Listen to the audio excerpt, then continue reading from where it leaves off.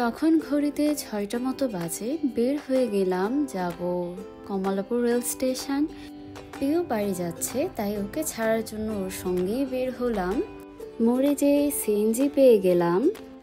আর এই ভোর সকালে পুরো রাস্তাই ফাঁকা। যানজটের ভোগান্তির কারণে আমার বরাবর এই সাত সকালের ট্রেনটাই পছন্দের। জ্যামে বসে থাকার ভয় নেই। এই তো দেখতে দেখতে খুবই অল্প সময়ের মধ্যেই আমরা পৌঁছে গেলাম।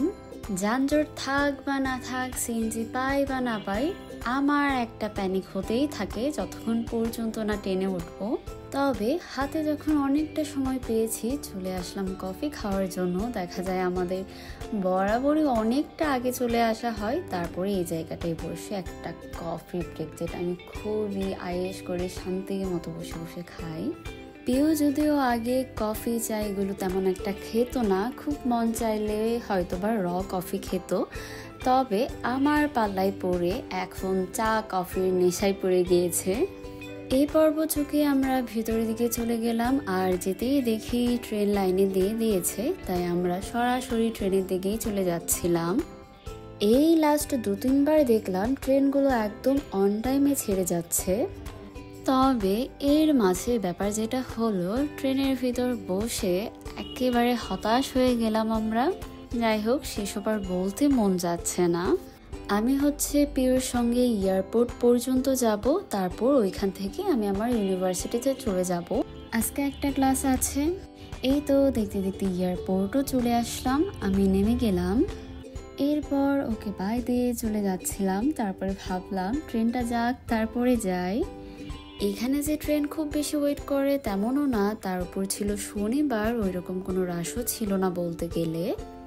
আগে এখান থেকেই আমি বাড়ি যেতাম। এয়ারপোর্ট আসলাম আমি বহুদিন পর। দেখতে দেখতে ট্রেনটাও ছেড়ে দিল। এই তো এরপর আমি এখান থেকে বের হয়ে গেলাম। এবার ইউনিভার্সিটির দিকে রওনা দিব।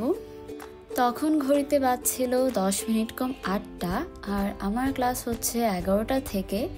মানে আমার হাতে তখন বিশাল সময়, তাই আমি একটু হেলে দুলে এদিক সেদিক করে বের হচ্ছিলাম।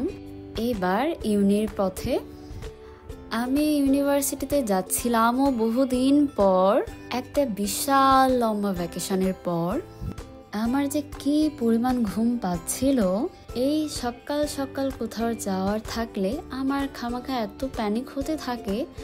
আমার রাতে ঘুম হবে না, ভোরবেলা ঘুম হবে না, কিন্তু বিশাল ঘুম চোখে জমে থাকে। দেখতে দেখতে ইউনিভার্সিটির দিকে চলে আসলাম। তবে এদিকের মাঝখানের রাস্তাটা বন্ধ করে দিয়েছে, তাই অনেকটা ঘুরে শেপস টেবিলের ওই দিক দিয়ে আসতে হয়।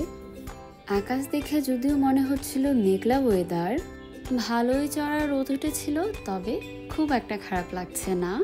বহুদিন পর ইউনিভার্সিটিতে এসে আমার সবার কথা বেশ মনে পড়ছিল।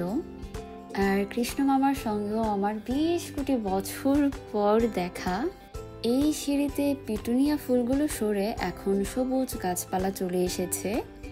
তবে আমি পিটুনিয়াগুলো খুবই বেশি মিস করি। আবার ওয়েট করে আছে বছর খানেক পর, আবার যখন এই জায়গাটা পুরোপুরি কালারফুল হয়ে যাবে। তখন 8:30 মতো বাজে। ক্যাম্পাস বলতে গেলে ফাঁকা ফাঁকাই লাগছিল আমার কাছে বেশ। একেই তো তখন ক্লাস টাইম চলছিল, তার উপর এত সকালবেলা। আমার আর কি কাজ, তাই কমন রুমে বসে বসে গান শুনছিলাম। তারপর ভাবলাম একটু হাঁটাহাঁটি করি, তাই বের হয়ে এদিক সেদিক একটু হাঁটাহাঁটি শুরু করলাম। তারপরেও হাতে একটা বিশাল লম্বা সময় ছিল আমার।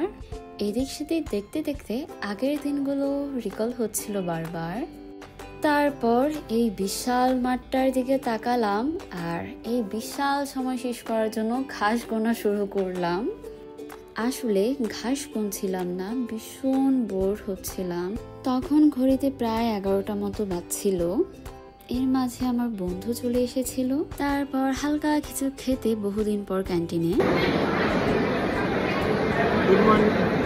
এই তো এর মাঝের একটা বিশাল সময় পার করলাম। ক্লাস শেষ হয়ে গিয়েছে। তারপর এখানে কিছু সময় বসে চলে গেলাম ইন্ডালজ লাঞ্চ করার জন্য। এই পর্ব চুকিয়ে বাসায় চলে গেলাম। Bye for now, see you in the next video.